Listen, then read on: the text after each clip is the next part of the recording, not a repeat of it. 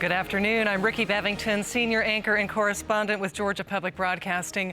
Welcome to the Atlanta Press Club Loudermilk Young Debate Series. This is the debate among candidates for mayor of Atlanta.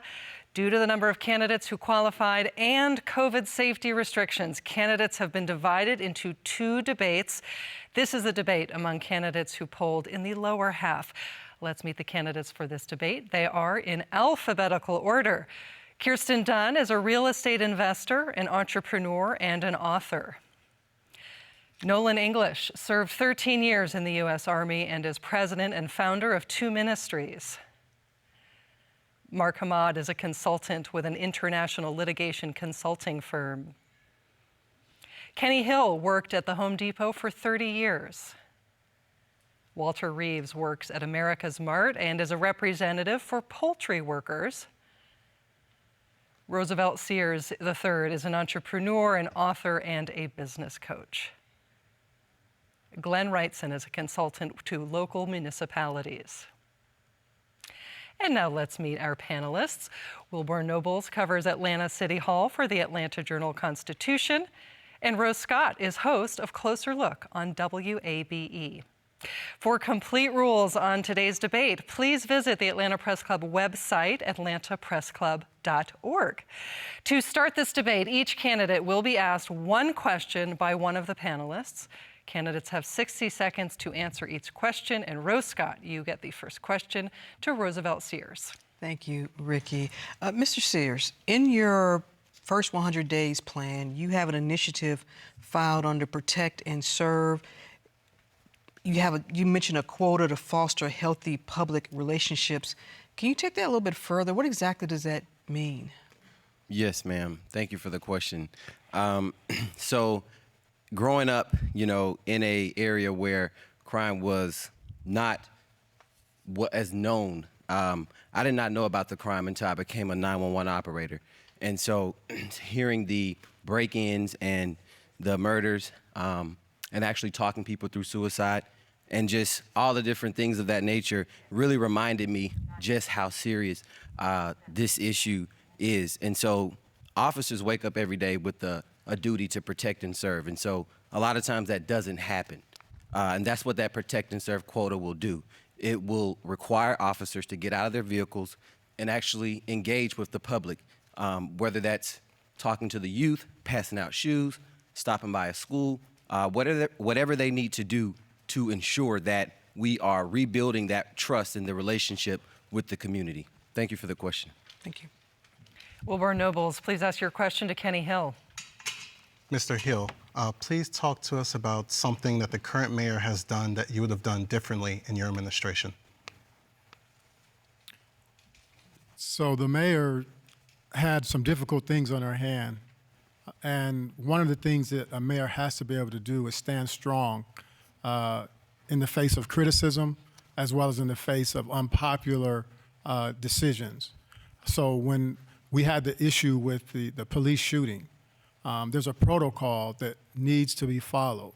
And when we don't follow a protocol, then the officers who serve and protect our communities don't have confidence that if they're the ones that are in the line of fire or involved in an officer incident, that they're not possibly going to get the full extent of the law in terms of protecting them.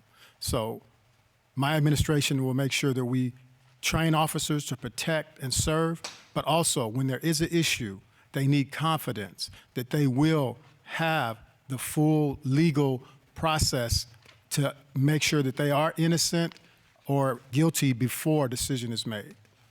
Thank you so much. Rose, please ask your next question to Mark Hamad.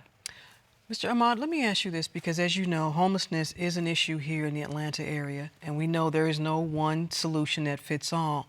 But where do you approach to begin, if you are elected mayor, in trying to solve this problem?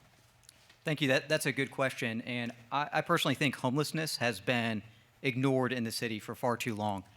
It is a top priority of mine behind crime and basic city services to address homelessness. So first and foremost, we're going to address the most vulnerable, which is the unsheltered. Right now, the city is shirking their responsibility and is relying on the goodwill and charity of dozens of organizations to feed, clothe, and provide resources to the homelessness. to the homeless. We cannot allow that to happen. So I will come with a housing first policy. We will get housing for the unsheltered, and we will provide resources, a full complement. We're going to provide medical resources, job training, job placement, social services to the homeless. Secondly, we're going to pivot to the sheltered homeless. There are sheltered homeless out there, people living in their cars, people in extended stays, people who don't have stable housing. And then lastly, my ultimate goal is to cut the pipeline off into homelessness. And this means stemming evictions and addiction that leads people into homelessness. Thank you for your answer. Wilborn, your question for Glenn Wrightson. Mr. Wrightson, what is an issue that is not being talked about enough in this election? An issue that's not being talked about enough in this election is how we prepare the city government to respond to the needs of the next generation.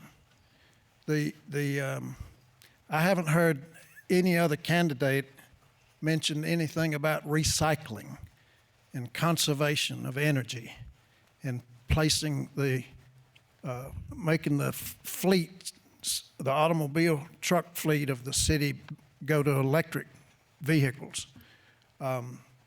So I think that's the number one thing that I've heard. You can look at the interstates in rush hour and you can see there that we didn't plan for the future 25, 30 years ago. And we now need to plan for the future, and we need to think in terms of 20, 40, 60, 80, 100 years from now.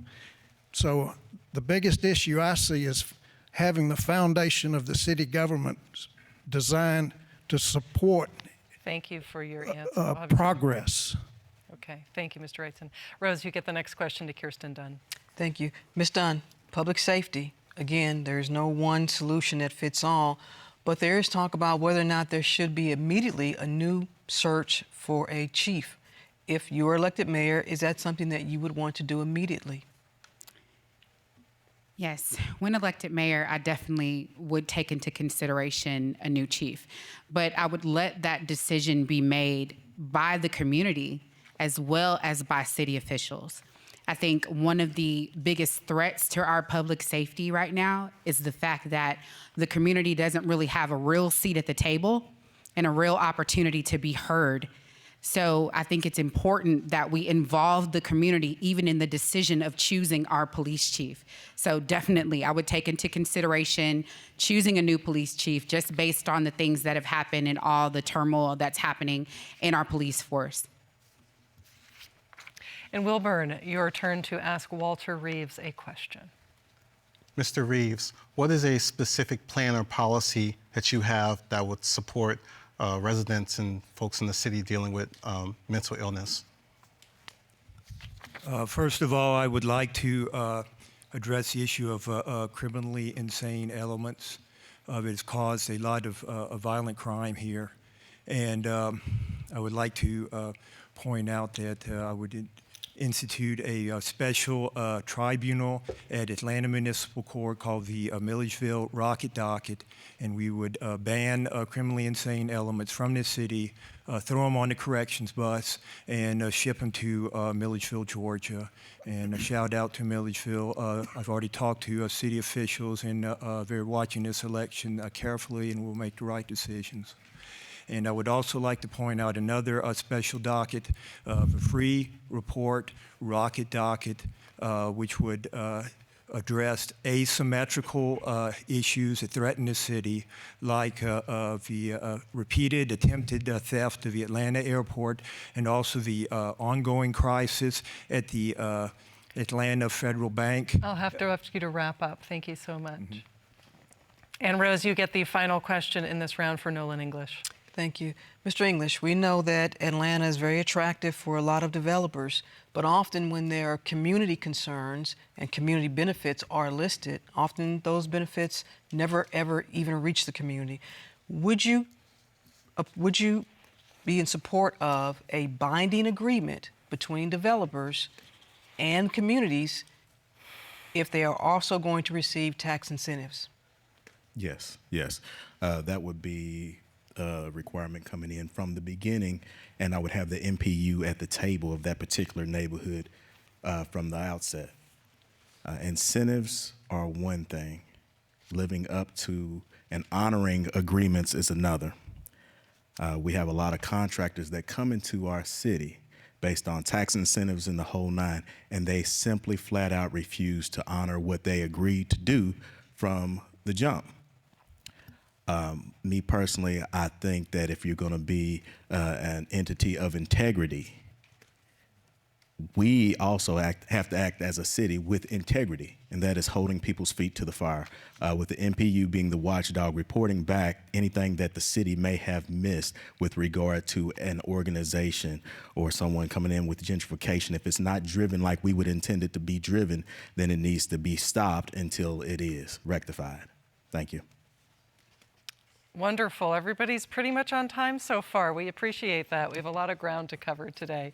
So that concludes the first round of this debate. The candidates will now ask a question of an opponent of their choice, and each candidate will have 30 seconds to ask the questions, 60 seconds of a response, and the candidate who asked the question will have 30 seconds for a rebuttal. And thank you all to the candidates again for helping us keep on track with this time today. By random selection, Walter Reeves, you may ask the first question. Yes, I would like to ask Mr. Glenn a question. We are now facing a financial crisis at the Atlanta Fed. It is Bostoncism.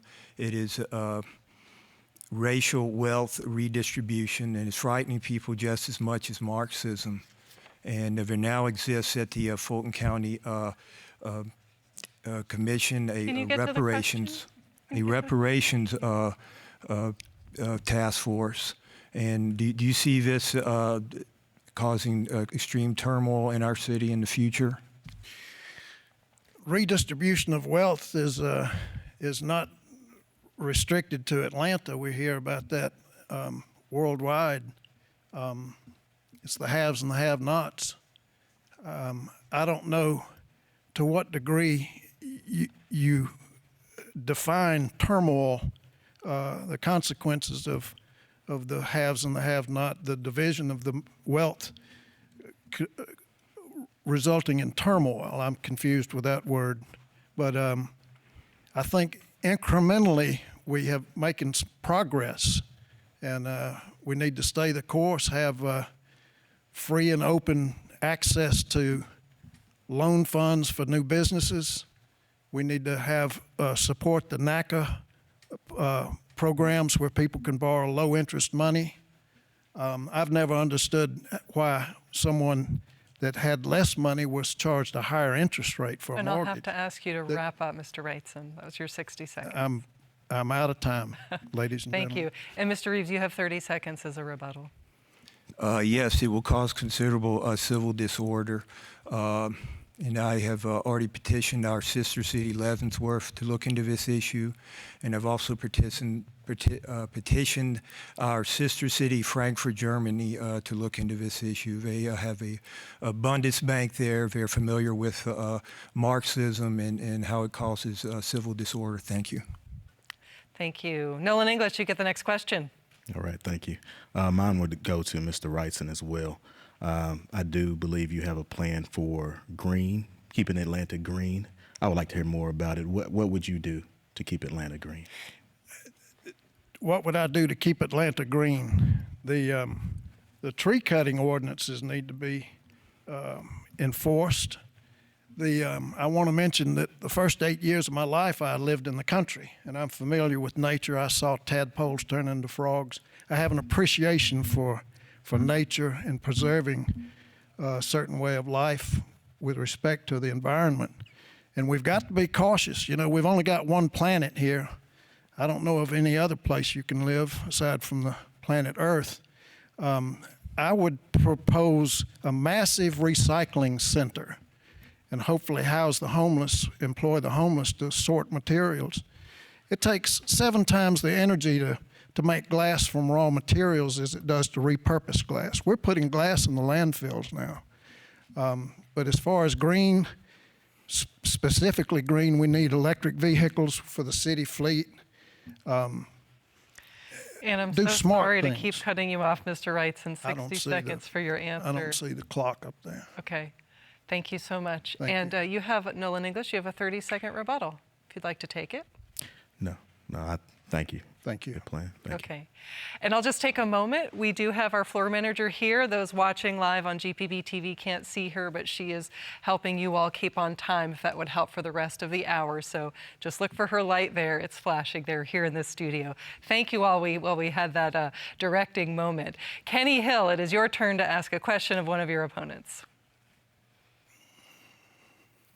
Yes, I would like to ask Ms. Dunn a question. Ms. Dunn, under your leadership as mayor, how would you address small businesses in the city? How would you look to improve the engagement with the city supporting small businesses? Absolutely. That's an excellent question. As a small business owner myself, it's very important that we partner with small businesses. Small businesses are the heartbeat of Atlanta. So it's important that the city create a partnership with small businesses.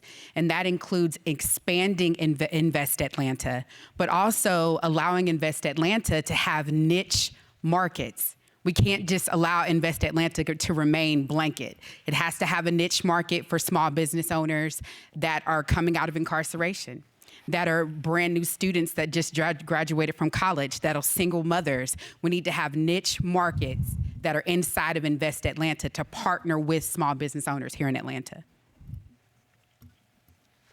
And we have 30 seconds for a rebuttal.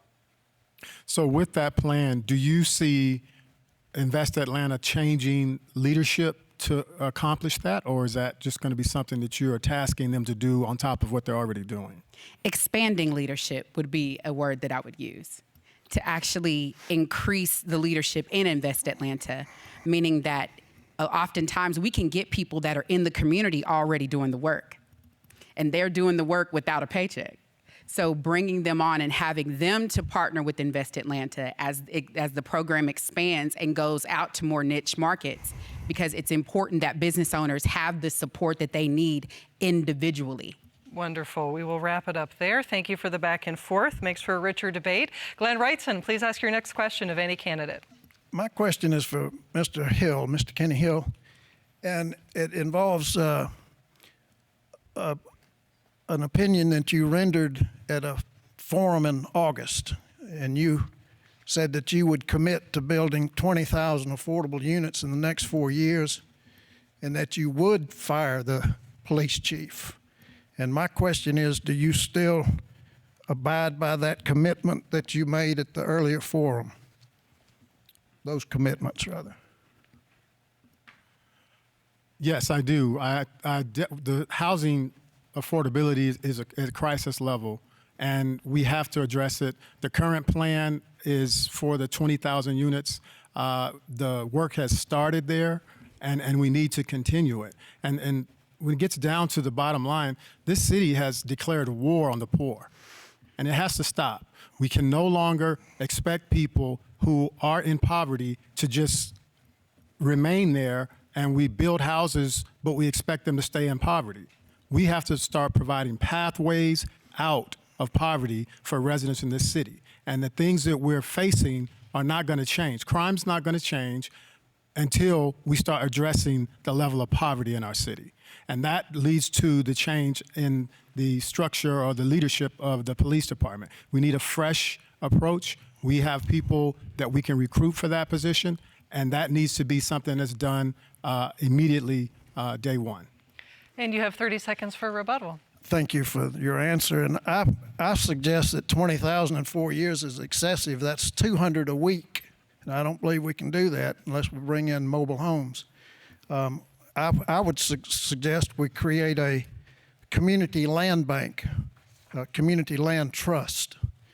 As far as firing the police chief, we hear people say, we want to reduce crime, and then the next sentence they say they want to fire the police chief. I think that's the wrong approach. If people have not been elected yet, and they're talking about firing the police chief. Thank you so much, Mr. Wrightson. That's your 30 seconds. Thank you. Thank you. Kirsten Dunn, it is your turn to ask a question of a candidate of your choice. Yes, Mr. Wrightson. My question, Atlanta is 87% African American. How do you plan to lead in a relatable way to African Americans in Atlanta and the plight that's happening in our communities? Well, if I may, it's the same question, but I think your percentage is off because the percentage now is 48%, not 87 or what. But I've been one to believe that people are people, and if everyone has the same opportunities, that things can correct themselves over time. We do need to emphasize helping the needy. I think there has to be a safety net. I'm in favor of providing living environment for the homeless, and there needs to be a safety net. But there's programs out there. The programs, we have all these programs, but the people don't benefit. We find out the money's disappeared, and the people that were in charge of the programs have moved out of town. So I'm in favor of helping the people that need help, but I like to see people help themselves as well. And Ms. Dunn, you have a 30-second rebuttal. There's a major disparity that's happening between African American and even Caucasian in Atlanta.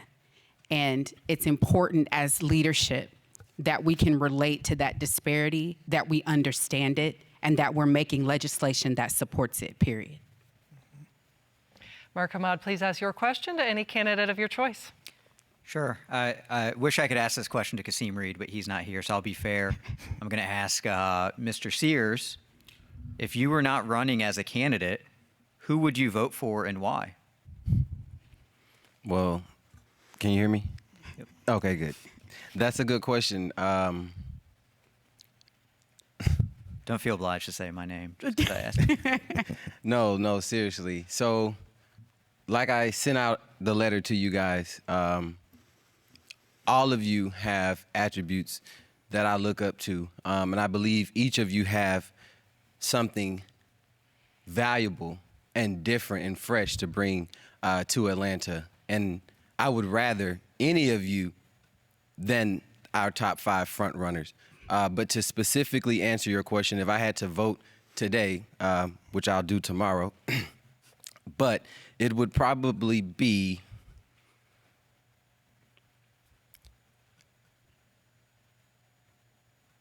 Kenny Hill. And why? Just because I feel his passion. When he talks, it reminds me of myself just, 20 years later from now, of course. But I look up to Kenny. That's your time. Thank you so much for your answer. And the 30-second rebuttal. I think what Mr. Sears touched on, the passion of the candidates, that's something that we've all seen. We've been at forums together with each other. And I think it's fantastic that the voters get an opportunity to hear from all of us, hear all of our ideas, all of our platforms, and hear the passion that we have, and know that there are other candidates out there aside from the top 5 to vote for. Roosevelt Sears, you have the final question in this round. All right, so I would like to ask my question to anybody that will, want to answer it, but do I need to be specific? It would be helpful. We have a little bit of leeway, but why don't you direct it for the moment to one person? So, to Ms. Dunn, since you are a businesswoman, what is your plan to create additional revenue sources and business opportunities for the city outside of raising taxes? Oh, this is goody. This is goody. I love answering this. So one of the things that we have the ability to do, it comes with small businesses. And in partnering with small businesses, I know that small businesses are more than willing, when they're able to scale and grow and be successful in their business, they'll be more than willing to help solve some of the disparity that's happening in our city. So a part of one of the things that I'm going to launch with Invest Atlanta is a program where in the partnership where the business partners with the city, that they commit a percentage of their gross revenue to go to areas that need to be directly affected, that are being ignored by the city or haven't been taken as a priority. So whether it be something as simple as making sure that the evictions are not happening, even though it's happening on a massive rate and federal funds are there and it's being overlooked. So just being able to partner with small businesses, have them commit a percentage of their revenue for us to be able to put into other revenue streams. Thank you. And a 30-second rebuttal, if you like. Yes, so I respect the answer.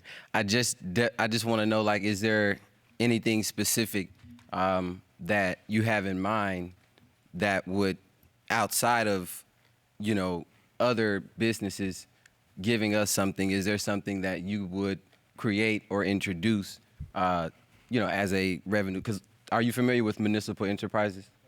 I am. Okay, so yeah, Yes. something along those lines. And we'll give you 30 seconds to answer.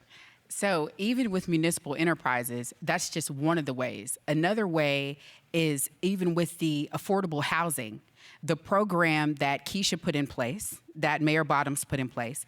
I call her by her first name because I really respect her. But the program that she put in place with the affordable housing, if we simply remove the opt-out factor for the developers, because right now, I don't know if anybody knows this, developers have the option to opt out of affordability I'm gonna by have to writing a wrap check. You up, Ms. Dunn.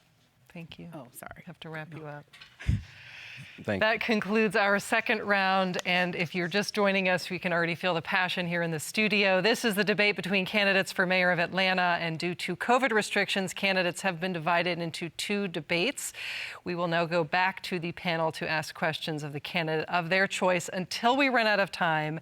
As a point of moderator privilege, I may also ask questions of the candidates, and I will determine when a rebuttal is appropriate. And Rose Scott, we will begin this round with you asking the first question. Thank you. This question is for Mr. Kenny Hill.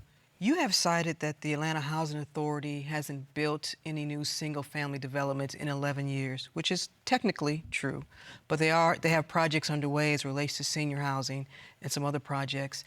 But do you see that there is a way, if you were elected mayor, to strengthen this relationship or partnership with the Atlanta Housing Authority?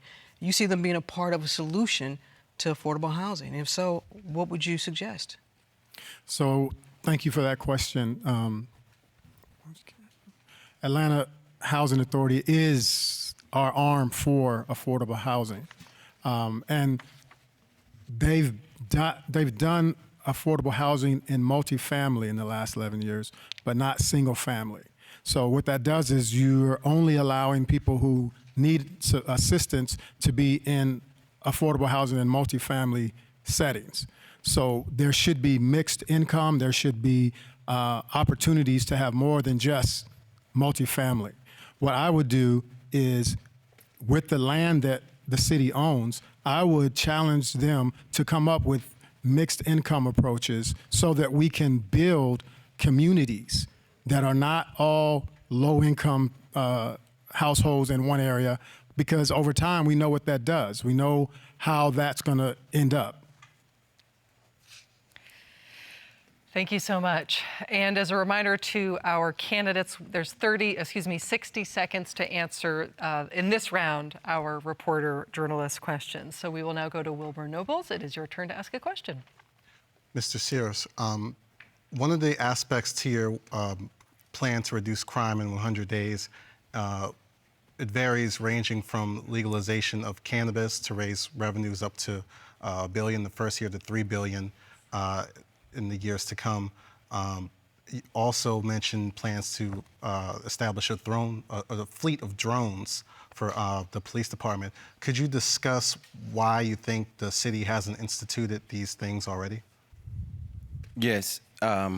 So I believe that the city has chosen an old approach.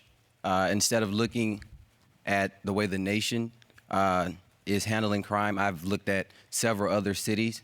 I'll just use Brookhaven for an example, who is using drones to deter crime as well as to respond to crime.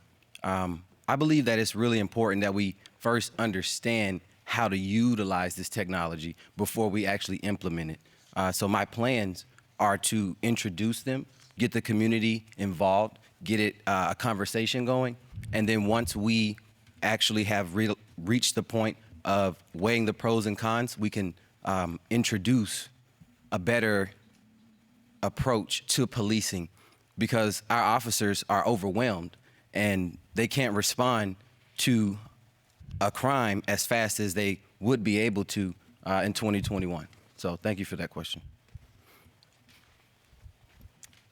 It's on me. Rose, you're next. Awesome. This question is for Mr. Wrightson. Let's talk about Atlanta's Beltline. There's a lot of talk that light rail is definitely needed. It's something that can happen if there's a lot of money behind it, obviously. Do you support light rail on a Beltline? And then after that, could you just talk about your overall, what do you think about Atlanta's Beltline? Is it working to what it was initially slated to do? The Beltline is working. It is causing disruption of legacy residents where the developer gets tax incentive, then in comes higher wage. This is developer and businesses get tax incentives, and then in comes higher wage employees. They buy in gentrification, which I think there's nothing wrong with gentrification. It's what it does to the property tax. I'm in favor of transportation around the Beltline. I'm in favor of the streetcar corridors feeding out to the Beltline. I said years ago, I know the neighborhood. I said years ago we should have transit between Ansley Mall and Piedmont Park along the rail. This is way before the Beltline. I'm in favor of the transportation around the Beltline. Funding is going to be an issue. We need help with the funding. We need people to get energized behind these projects and look into the future and see the need for it. And Mr., I hate to keep interrupting you, but that's your 60 seconds. Thank you. Wilborn Nobles, you're next. Ms. Dunn, you mentioned plans, if elected as mayor, to expand the work being done at Invest Atlanta, particularly to support folks who were previously incarcerated. Could you discuss some of the reasons why you think Invest Atlanta hasn't moved in that direction to support more people who have been previously incarcerated? You know, I honestly don't know why Invest Atlanta hasn't moved in that direction. The only thing I can say is a lack of leadership that has a vision of what is affecting our city. So it's important that as the leader, as the CEO of the city, that we see clearly what's happening in our city and clearly what is affecting the people of Atlanta. And one of the things that's affecting the people of Atlanta is recidivism, as well as people that have previously been incarcerated not getting as many opportunities or doors open for them to be able to expand and invest in businesses. They already have the strikes, so they need that additional support. But my reason would be that they just don't have the vision. I don't know why, but my guess would be that leadership just doesn't have the vision and sees exactly what's happening in the city. Thank you for your answer. And Rose Scott. Thank you. This question is for Mr. Ahmad. We've been talking about public safety. You talked about it. The question is, in your approach to beginning to solve the spike, the increase in violent crime, would you support a search immediately, a new search for a police chief? Yeah, of course. To answer that question, we have to have a new police chief who's going to have a vision for public safety and the future vision for what I envision public safety needs to look like. So when we talk about public safety, we need to have accountability with our violent repeat offenders. They are the drivers of violence right now in the city. It's something that the GBI, the APD, the APF have indicated that we have a very small number of criminals who are driving the violent crime. And 75% of them are not being sentenced to additional confinement when they are caught. So right now, and I know the police chief has been making noise about that. I know the Atlanta Police Foundation has been making noise about that, but we need a new police chief, so that will solve that immediately. The second thing is we need better relations with the community. We have individuals and communities who have strained relations with the police, and we need to focus on better police interactions and better policing. So that's why I would choose a new police chief who's going to focus on that going forward. Thank you. Wilborn. Mr. English, during one of the previous forums, you mentioned a desire to hire more officers by reaching out to retired soldiers, veterans, in order to provide more experienced folks in the police department. Could you talk about how you would go about carrying out that plan? Yes. First of all, I would look toward our adjacent military bases for soldiers that are retiring. The retirement age usually runs about 37, 38 years of age, and they're in the best shape of their life. They understand rules of engagement. They understand lethal and less than lethal force. When that call is made for an officer to respond, we need someone who is already indoctrinated in other cultures.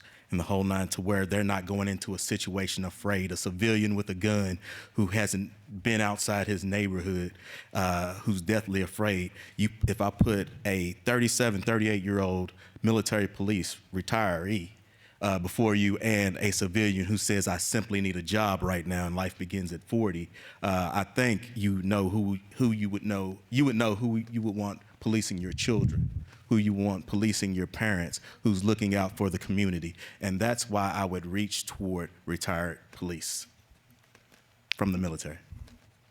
Thank you for your answer, Rose Scott. This question is for Ms. Dunn. Atlanta, I believe, has about 60% with single-family zoning. What is your take on this issue? A lot of neighborhoods, I'm going to mention them, Ansley, the Cascade neighborhood, depending on who you ask, single-family zoning is the way. It's a policy that's much needed. Some say it's not. What is your take on that? I could barely hear you. Can we ask the question again? Sure. Well, I don't want to repeat Rose's question, so maybe I'll just ask you to repeat, Rose. It was about single-family housing zoning. That'll tee you up, but why don't you ask Single-family again? zoning. What is your take on that policy here in Atlanta? Single-family zoning can be complicated. Let's just say that first. I said it in another forum that zoning kind of makes you want to pull your hair out when you start really, really fishing through it. I'm not against single-family zoning. I think everything needs to be done in balance. It has to be done in balance, because the moment that we lean too heavy to single-family versus multifamily, we're not going to have that mix and balance and inclusion that's necessary.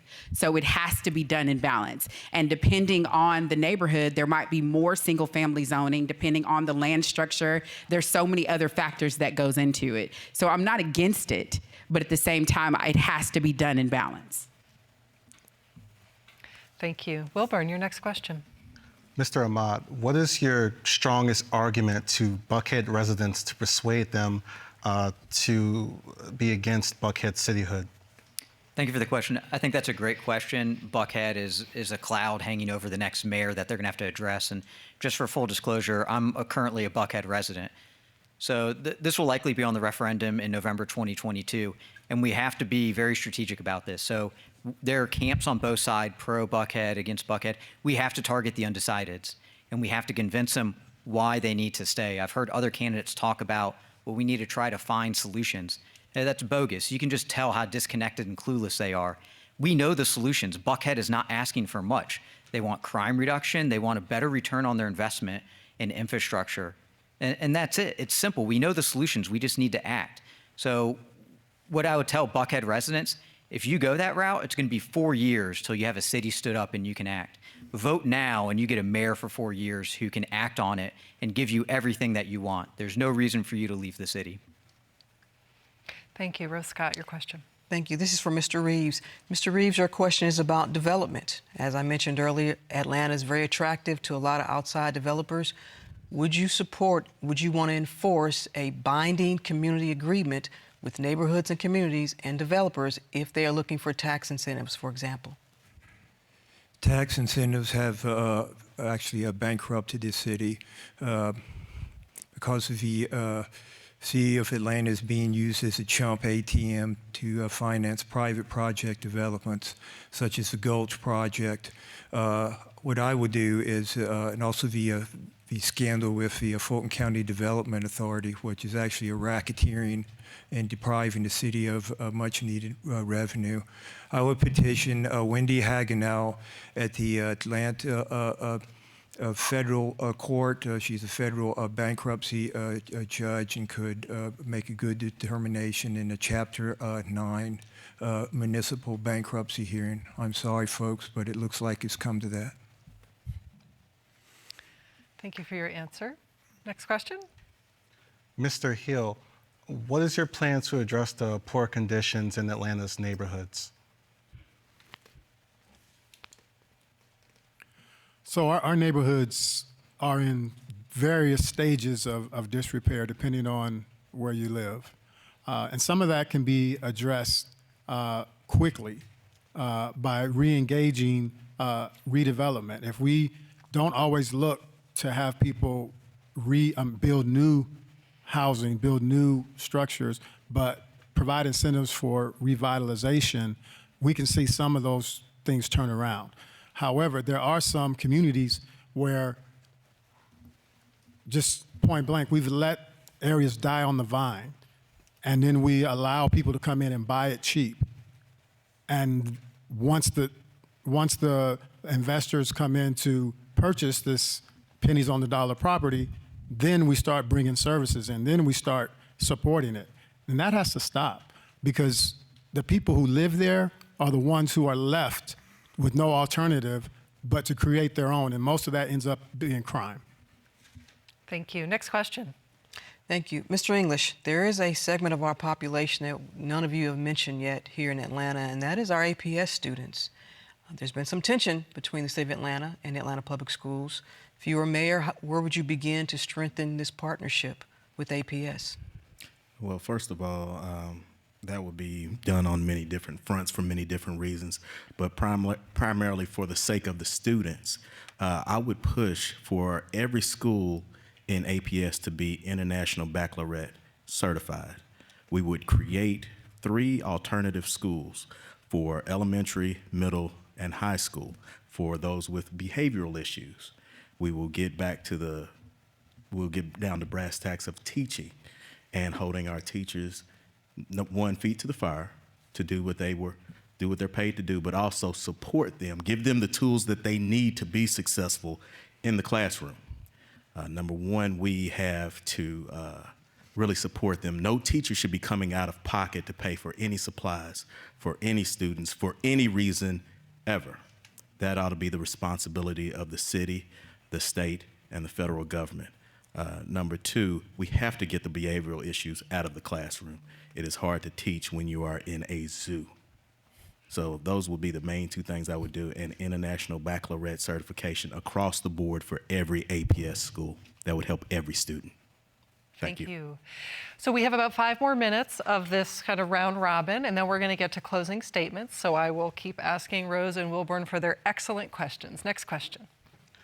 Mr. Wrightson, what is a plan or policy that you have that sets you apart from your fellow candidates?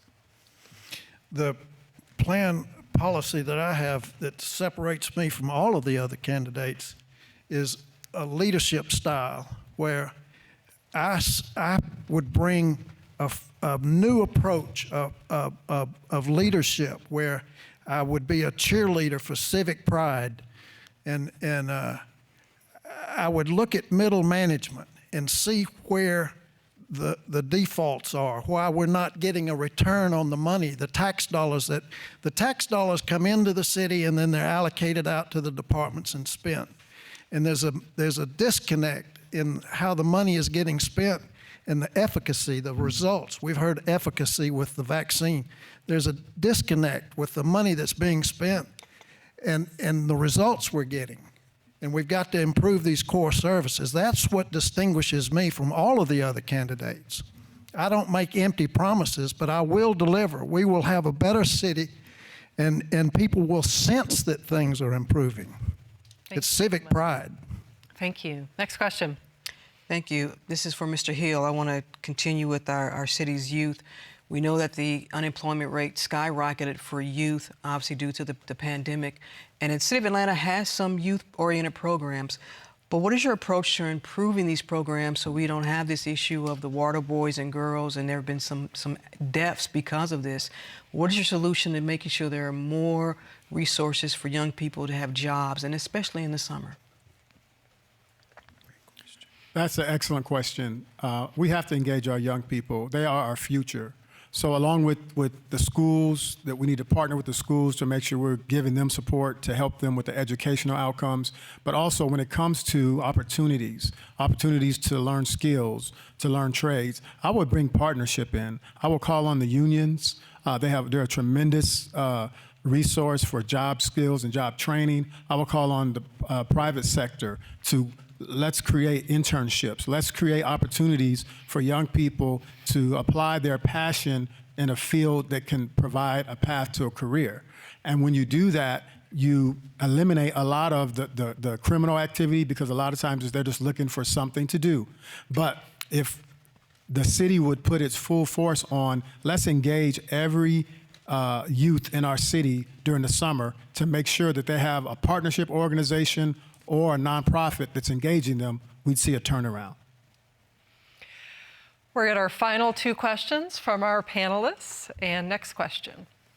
Mr. Ahmad, at a recent forum, law enforcement at the local, state, and federal level mentioned that child trafficking is a serious issue in the state. What is something that you could do as mayor to address the issue of child trafficking?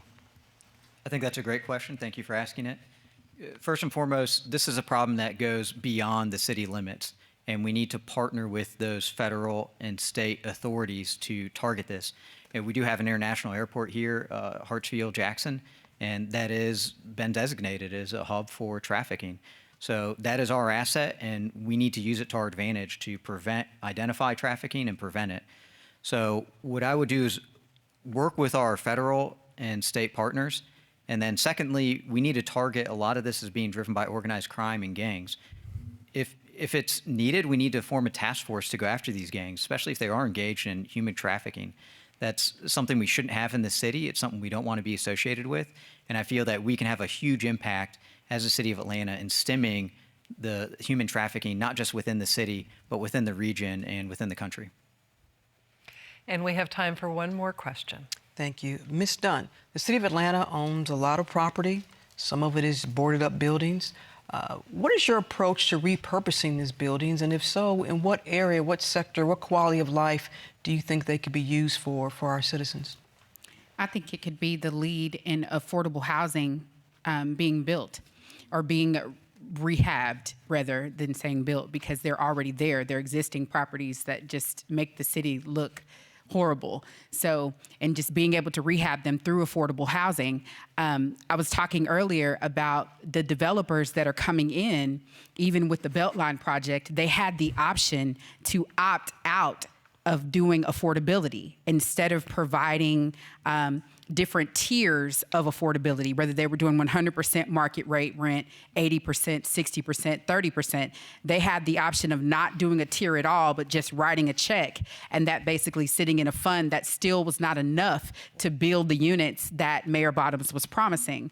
So we could do the same process, but require developers to not only hire Atlanta-based contractors to where we actually are keeping the money in the city, but also to rehab the properties using the tier-based market rent. And that's your time is done. Thank you so much. Thank you.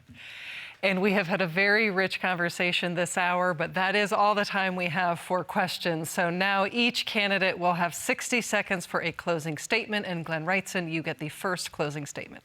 My name is Glenn Wrightson. I'm the last name on the ballot, but I may be the first to coincide with the ideals that you have of how a city government should operate. I think we need to reboot the city government, the city of Atlanta. We need greater efficiencies.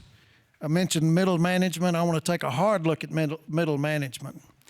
The other candidates, we've heard candidates say he's done it before, he can do it again. Well, we don't want it done again.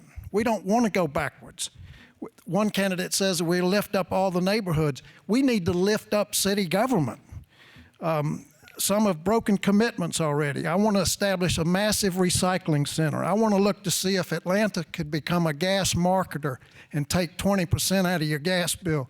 Affordable housing is not just a phrase. It's how the money comes in and spent. And every dollar that's spent on fancy banquets takes away from affordable housing.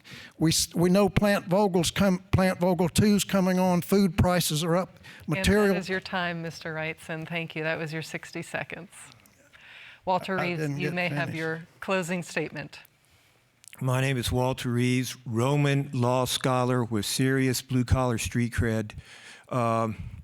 We really have a serious problem with this developing crisis at the Atlanta Fed, which could cause the U.S. dollar to lose its status as a world reserve currency. And we really need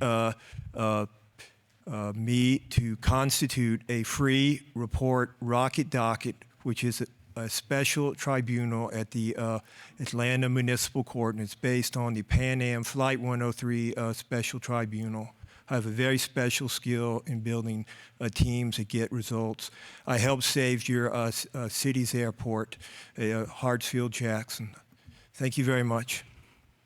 Thank you. Mark Hamad, please give your closing statement, 60 seconds. Once again, my name is Mark Hamad. The next mayor of Atlanta will have very difficult decisions to make. And if we continue with the same status quo candidates, those decisions won't get made, kicking the can farther down the road, putting us in an even worse position. I'm not afraid to make difficult decisions and decisions that may be unpopular. We have too many career politicians who focus only on themselves and focus only on putting themselves, not the city, in a better position 4 years from now. This short-term selfish thinking will continue to dig us deeper and deeper into a hole. That's not me. I don't care where I will be 4 years from now. I care where the city will be 10 years from now.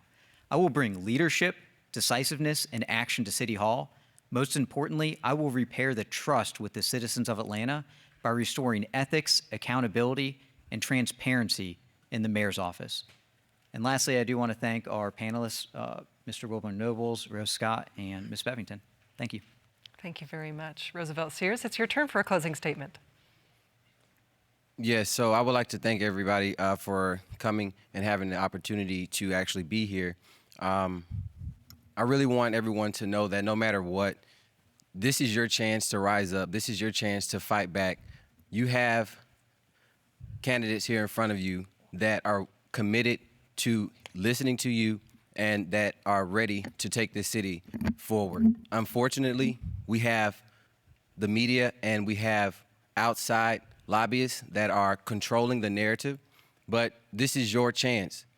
Atlanta, we love you, I love you, and again, I appreciate this opportunity. Just to answer your question about the legalization that I did not get to, we spend about $4,300 per arrest, marijuana arrest. So the city is wasting time and money ruining people's lives over something that could possibly be counseled or litigated through a citation. So again, Atlanta, this is your chance to fight back. You have until November 2nd. Thank you, and you guys have a wonderful night.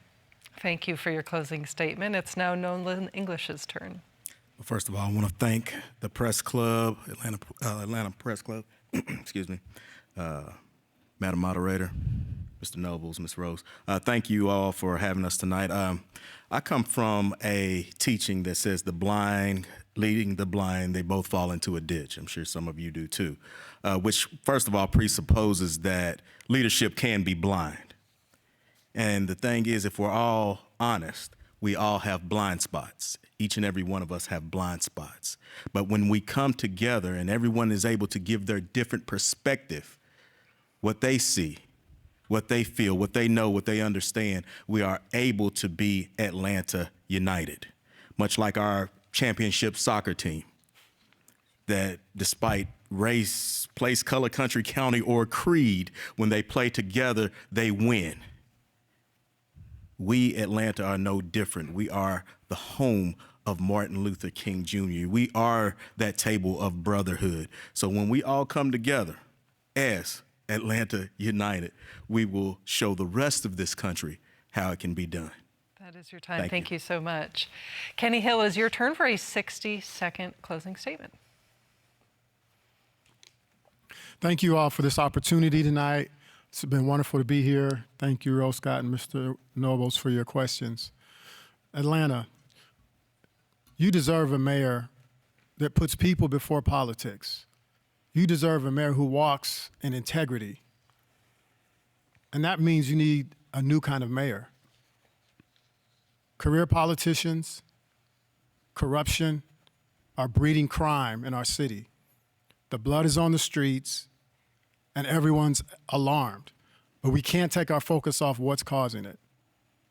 Many people in this race will make promises about what they will do. I'm here to show you and tell you what I've already done. Taking people from homelessness and poverty into sustainability, led large teams in a corporate setting to achieve great results. Please do your research. My name is Kenny Hill. Thank you. Thank you. Kirsten Dunn, you get the final closing statement of this debate. Thank you, and thank you to Atlanta Press Club and all the moderators for having this. Atlanta, it's time. It's time for us to become unified. We are so divided on so many levels. And I know, just like me, you're exhausted with career politicians, with all the corruption that's taking place in our government that is directly affecting us. You need a leader that understands you, not just by reading in a book, but having lived it. I am the leader that will allow you to have a seat at the table. Your voice deserves to be heard. Third name on the ballot. Let's get it done with done. That concludes our debate, and we would like to remind voters that Election Day is Tuesday, November 2nd, and early voting is already underway. Our thanks to the candidates and to our panel of journalists. We'd also like to thank the Atlanta Press Club for arranging today's debate. For more information about the Atlanta Press Club and all of the debates they will host this election season, visit atlantapressclub.org. I'm Rickey Bevington. Thank you for joining us for the Atlanta Press Club Loudermilk Young Debate Series.